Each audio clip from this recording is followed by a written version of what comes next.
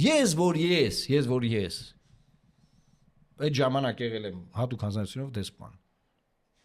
Արայիկ Հարությունյանին 3 անգամ խնդրել եմ տարբեր առիթներով, որ հանկարծ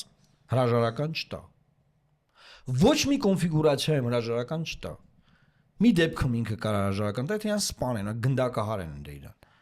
Չլինի ինքը նախագահ էլի։ Խի որովհետև այդ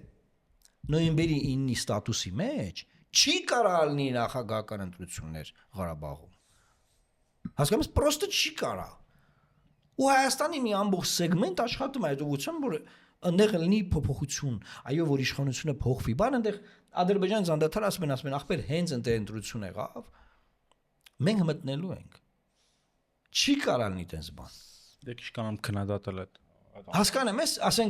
ասենք ու այդ մարդիկ մեկ էլ հետո որ այդ ցախ process-ը կազմակերպել է, իրանց ԶԼՄ-ները բացած, իրանց կողոկշտի, գասեն որ դուք Ղարաբաղի հանձ նման ժամանակ, ոնց է չէ անասուն տեքստեր։ Արա ինչ եք խոսում, արա։ Դուք պետք է ասենք բանը գեդինը փորեիք մտնեք մեջ։ Բայց ոնց է Արցախի վրա թքած ունեն, այդ կուտոկները։ Արա ոչ թե ոնց որ թե եղբայրս եկեք մարդիկ ցենտր սաղ ապսակ նորմալ է։ Այդ Արցախի թեման բացում է, ես որ պահին։ Հենց իրան ասում ես ապես $200,000 ջիպը որնից։ Ինքը ասում է Արցախը հանձնել եք, դեսես բաներ է խոսում։ Ուտեղ իրանք մտնում են process-ի մեջ, ժողովուրդը գնում է Նիկոլին ընտրում։ Всё։ Ես ապե իմ անալիզը սա է, ինչ ուզում եք արել։ Եվ ժողովրդի համար զուգահեռ արժեզրկվում է Արցախի հարցը։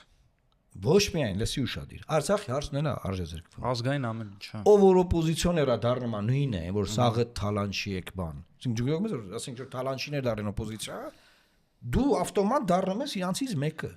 Իրանք չեն կարող դառնան քո նման։